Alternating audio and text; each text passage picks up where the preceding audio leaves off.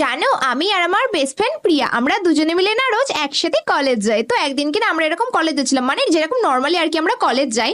তো স্টেশনে না একটা ভিখারি আমাদের কাছে এসে বলছে যে মামুনিরা, কাল থেকে না আমি কিছু খাইনি, আমার না ভীষণ খিদে পেয়েছে, তোমরা আমাকে কিছু টাকা দাও না। তো আমাদের দুজনের না ওনাকে দেখে ভীষণ পরিমাণে খারাপ লাগছিল। তো তারপর না আমাদের কাছে যা ছিল 50-100 টাকা মতো আমরা ওনাকে দিয়ে দিয়েছিলাম। আর এমনিতে না আমার মা বলে যে সবসময় গরিবদের নিজের সামর্থ্য অনুযায়ী হেল্প করা উচিত। তো তারপর না দেখলাম আস্তে আস্তে উনি না আমাদের কাছে রোজ আসা শুরু করলো আর রোজ টাকা চাওয়া শুরু করলো। আর সত্যি কথা বলতে কলেজ যাওয়ার সময় তো আমাদের মা বাবারাও আমাদেরকে অত টাকা দেয় না, আর উপর থেকে উনি যদি রোজ রোজ আসে তাহলে আমরা অত টাকা কোথায় পাবো।